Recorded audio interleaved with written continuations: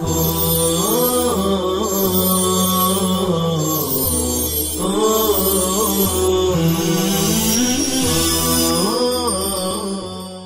اللہ الرحمن الرحیم۔ عزیز طلباء اور سامعین، السلام علیکم ورحمۃ اللہ وبرکاتہ۔ اللہ کے فضل و کرم سے اشاعت العلوم آن لائن درس و تدریس میں ترجمہ قرآن کا سبق ہم پڑھ رہے ہیں، اور آج کا ہمارا سبق نمبر 71 ہے۔ سبق نمبر 71 میں ہم سورہ بقرہ کے رکوع نمبر 25 کا خلاصہ اور مراد آیات دیکھ رہے ہیں۔ چند آیات کا خلاصہ اور مراد آیات ہم دیکھیں گے انشاءاللہ تعالی۔ اولا ہم 2-3 آیات کی تلاوت کر لیتے ہیں، اس کے بعد خلاصہ اور مراد آیات بیان کیے جائیں گے۔ اعوذ باللہ من الشیطان الرجیم، بسم اللہ الرحمن الرحیم۔ الحج اشہر معلومات، فمن فرض فيهن الحج فلا رفث ولا فسوق ولا جدال في الحج، وما تفعلوا من خير يعلمه الله، وتزودوا فإن خير الزاد التقوى، واتقون يا أولي الألباب۔ ليس عليكم جناح أن تبتغوا فضلا من ربكم، فإذا أفضتم من عرفات فاذكروا الله عند المشعر الحرام، واذكروه كما هداكم وإن كنتم من قبله لمن الضالين، ثم أفيضوا من حيث أفاض الناس واستغفروا الله، إن الله غفور رحيم۔ دیکھتے ہیں ہم اس رکوع کی چند آیات کا خلاصہ اور مراد آیات۔ پہلی آیت ہے الحج اشہر معلومات۔ اس رکوع میں اکثر حج کے احکام بیان کیے جا رہے ہیں، حج کا ذکر ہو رہا ہے، اس لیے اللہ تعالیٰ نے اس رکوع کی پہلی آیت میں فرمایا الحج اشہر معلومات، کہ حج کے چند معلوم اور متعین مہینے ہیں۔ حج کے وہ متعین اور معلوم مہینے کون سے ہیں؟ علماء کرام نے فرمایا ہے کہ حج کے مہینے ماہ شوال سے لے کر بقرعید کی صبح یعنی 10 ذی الحجہ کی رات تک ہے۔ ماہ شوال سے بقرعید کی صبح یعنی 10 ذی الحجہ کی رات تک ہے۔ ان مہینوں کا نام اشہر حج ہے۔ حج کا احرام ان مہینوں کے اندر ہوتا ہے۔ اگر ان مہینوں سے پہلے یعنی ماہ شوال سے پہلے کوئی احرام باندھ لے تو اس احرام سے حج کرنا یا تو مکروہ ہوگا یا بعض حضرات کے نزدیک ناجائز ہے۔ تو ان مہینوں کے اندر ہی حج کا احرام ہوتا ہے۔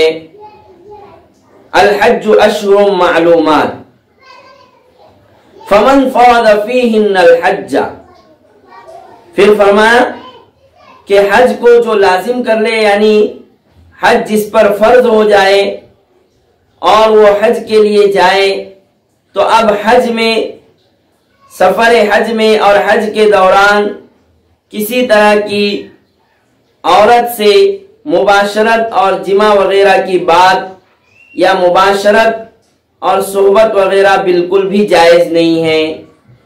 اسی طرح نافرمانی اور گناہ کا کوئی بھی کام جائز نہیں ہے، بلکہ سفر حج اور حج میں کسی معصیت اور گناہ کا کام بہت زیادہ قبیح اور بہت زیادہ برا ہے۔ اسی طرح حج میں کسی طرح کا جھگڑا اور کسی طرح کی حجت بازی بھی جائز نہیں ہے۔ وما تفعلوا من خیر یعلمہ اللہ وتزودوا فإن خیر الزاد التقوی۔ اس آیت میں یہ جو حکم آیا ہے وتزودوا کہ تم سفر حج کے لیے توشہ لے لو، ساز و سامان لے لو، اصل میں اس کا شان نزول ہے کہ زمانہ جاہلیت میں ایک غلط دستور یہ تھا کہ کفار حج میں سامان اور توشہ وغیرہ کو لے جانا توکل کے خلاف سمجھتے تھے اور اس کو ثواب سے محرومی کا سبب سمجھتے تھے، اور سفر حج میں وہ کسی طرح کا توشہ اور سامان اور وسائل نہیں لے جاتے تھے۔ لیکن جب حج میں مجبور ہو جاتے، پریشان ہو جاتے، تو وہاں پھر جا کر دوسرے سے سوال کرتے اور مانگتے تھے، اپنی ضرورت مانگتے تھے۔ تو اللہ تعالیٰ نے یہ حکم نازل فرمایا کہ وَتَزَوَّدُوا فَإِنَّ خَيْرَ الزَّادِ التَّقْوَى، کہ سفر حج میں حج کے لیے توشہ لے لو، ساتھ میں ساز و سامان لے لو، اور ساز و سامان لینا اور اسباب اور وسائل کا انتظام کرنا یہ توکل کے خلاف نہیں ہے، یہ تقوی کے خلاف نہیں ہے، بلکہ ساز و سامان کا انتظام کرنا، توشے کا انتظام کرنا اور پھر توکل کرنا اور تقوی اختیار کرنا یہ اصل ہے۔ اس لیے فرمایا وَتَزَوَّدُوا فَإِنَّ خَيْرَ الزَّادِ التَّقْوَى وَاتَّقُونِ يَا أُولِي الْأَلْبَابِ۔ اگلی آیت ہے لَيْسَ عَلَيْكُمْ جُنَاحٌ أَن تَبْتَغُوا فَضْلًا مِّن رَبِّكُمْ، کہ تم پر کوئی گناہ نہیں ہے کہ تم اپنے رب کا فضل طلب کرو، تلاش کرو، یعنی روزی اور کمائی طلب کرو۔ اصل میں یہ بھی زمانہ جاہلیت کی ایک رسم کو اللہ تعالیٰ نے دور فرمایا کہ زمانہ جاہلیت میں مینا میں حج کے موسم میں مختلف بازار لگتے تھے، تقریباً 3 بازار کا ذکر ہے۔ ان بازاروں میں کفار اور مشرکین خرید و فروخت کرتے تھے، تجارت کی منڈیاں لگتی تھی اور تجارت کے فروغ کے لیے وہاں پر ذرائع اختیار کیے جاتے تھے۔ تو جب اسلام آیا اور صحابہ کرام اور مسلمانوں نے حج کا سفر کیا تو صحابہ نے یہ سمجھا کہ حج کے دوران مینا میں تجارت کرنا، خرید و فروخت کرنا یہ زمانہ جاہلیت کی اور کفار و مشرکین کی رسم ہے جو ہمارے لیے مناسب نہیں ہے، اور یہاں خرید و فروخت کرنا، تجارت کرنا ہمارے لیے بہتر نہیں ہے۔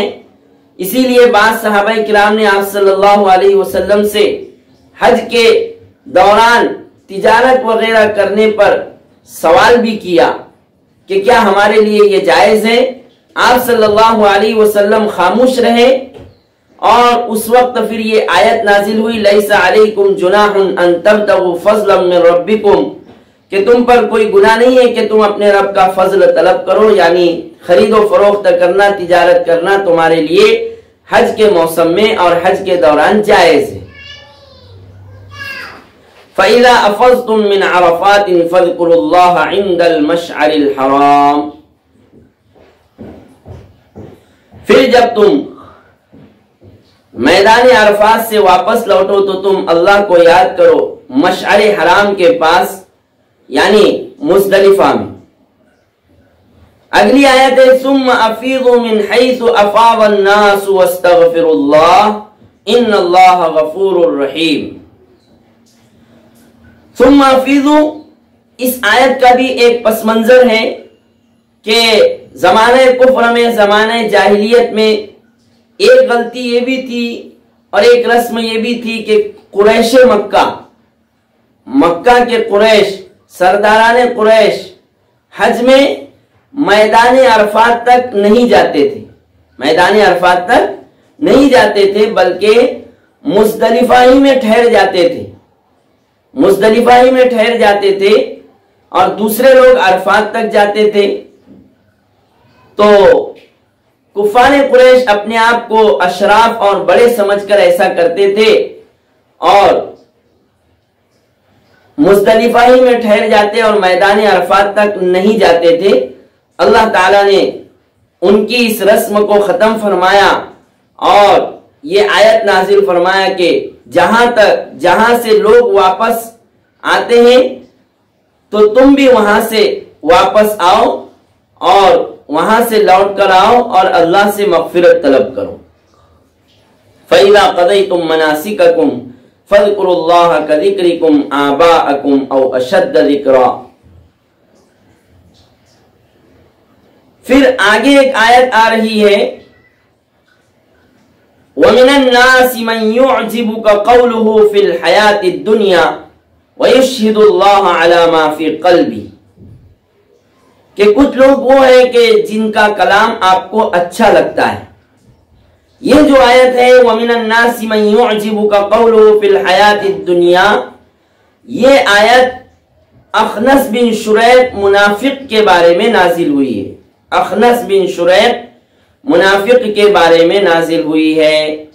अखनस बिन शुरैक ये खूबसूरत भी था और हुलूल मंतिक यानी शीरी कलाम भी था। ये आप सल्लल्लाहु अलैहि वसल्लम की मजलिस में गया और आप सल्लल्लाहु अलैहि वसल्लम को कसम खाते हुए कहने लगा कि मैं मोमिन हूं, मैं ईमान लाया हूं और मुझे आप सल्लल्लाहु अलैहि वसल्लम से बेहद मोहब्बत है। फिर जब ये वापस जाने लगा तो वापसी में इसने एक मुसलमान सहाबी के खेत में आग लगा दी और जानवरों के पैर काट दिए। तो अल्लाह ताला ने उसकी हकीकत को जाहिर फरमा दिया कि वो सच्चा पक्का मुसलमान और मोमिन नहीं है बल्कि वो मुनाफिक है। अल्लाह ताला ने फरमाया कि कुछ लोग ऐसे हैं कि जिसकी बात आपको अच्छी लगती है, हालांकि वो सख्त झगड़ालू है और जब वो वापस लौटता है तो जमीन में फसाद मचाता है और खेती और जानवरों को तबाह और बर्बाद कर देता है। अल्लाह ताला ने उस मुनाफिक की हकीकत को जाहिर फरमा दिया। आगे एक और आयत आ रही है, मिनन नासि मन यशरी नफ्सहु इब्तिगाअ मरदातिल्लाह वल्लाहु रऊफुम बिल इबाद।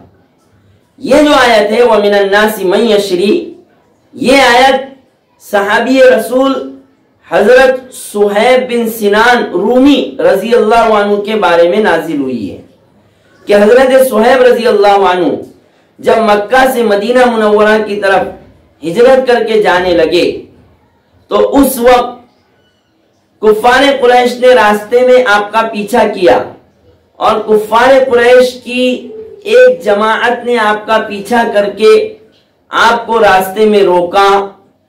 हजरत सुहैब अपनी सवारी से नीचे उतरे और जवाब दिया उस जमाअत को कि देखो मेरे पास बहुत तरकश है और मैं तीर अंदाजी में बहुत माहिर हूं और मैं तुम पर तीरे बरसाऊंगा और तीरों के बाद फिर मैं तुम पर तलवार भी चला दूंगा। मैं इतनी बहादुरी और शुजाअत रखता हूं और अगर तुम ये चाहते हो कि तुम मेरे माल से फायदा उठाओ तो मक्का में जहां जहां मेरा माल है और जहां जहां मेरी जायदाद है मैं तुम्हें उसका पता बता देता हूं, तुम जाओ और मेरा वो माल ले लो अगर तुम ये चाहते हो। चुनांचे वो कुफ्फार की जमात राजी हो गई और जाकर उन्होंने हजरत सुहैब रजी अल्लाह अन्हु का माल और जायदाद ले लिया। इस तरह ये वाकया पेश आया। उनके मुतालिक ये आयत नाजिल हुई जब उन्होंने आप सल्लल्लाहु अलैहि वसल्लम के पास मदीना मुनव्वरा में जाकर अपना पूरा हाल सुनाया कि वमिनन नासि मन यशरी नफ्सहु इब्तिगाअ मरदातिल्लाह, कि कुछ लोग ऐसे हैं कि अल्लाह की रजा के लिए अपनी जान दे देते हैं। अगली आयत है या अय्युहल्लज़ीना आमनू उदखुलू फिस्सिल्मि काफ़ा, ऐ ईमान वालों तुम इस्लाम में पूरे पूरे दाखिल हो जाओ।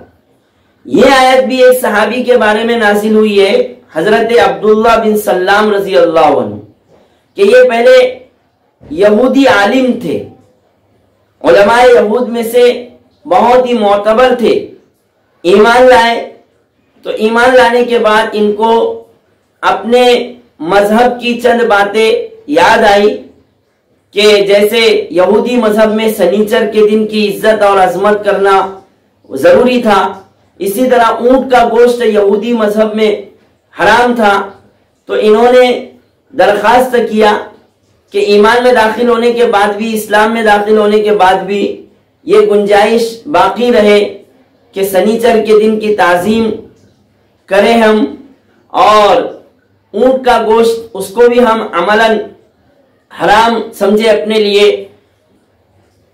کچھ انہوں نے اس طرح کی درخواست کی تو یہ آیت نازل ہوئی کہ یا ایھا الذین آمنوا ادخلوا فی السلم کافہ، اب پہلی تمام باتیں چھوڑ دی جاوے اور اسلام میں پورے داخل ہو جاؤ، اسلام کی تمام باتوں کو اپنے عمل میں لاؤ۔ آخری آیت ہے پھر هل ينظرون الا ان ياتيهم الله في ظلل من الغمام والملائکۃ وقضی الامر والى الله ترجع الامور، کہ یہ کفار و مشرکین تو یہ چاہتے ہیں کہ اللہ تعالیٰ ان کے پاس آ جائے سائبانوں میں، اور فرشتے آ جائے اور معاملہ مکمل ہو جائے۔ اللہ تعالیٰ نے آخر میں فرما دیا وَإِلَى اللَّهِ تُرْجَعُ الْأُمُورُ، سارے امور، سارے فیصلے اللہ ہی کی طرف لوٹیں گے۔ تو اس طرح سے یہ رکوع، طویل رکوع، اس کا خلاصہ اور مراد آیات مکمل ہوئی اور ہمارا یہ سبق مکمل ہوا۔ اب ہم آئندہ کل اپنا اگلا سبق پڑھیں گے۔ سبحان اللہ و بحمدہ، سبحان اللہ العظیم۔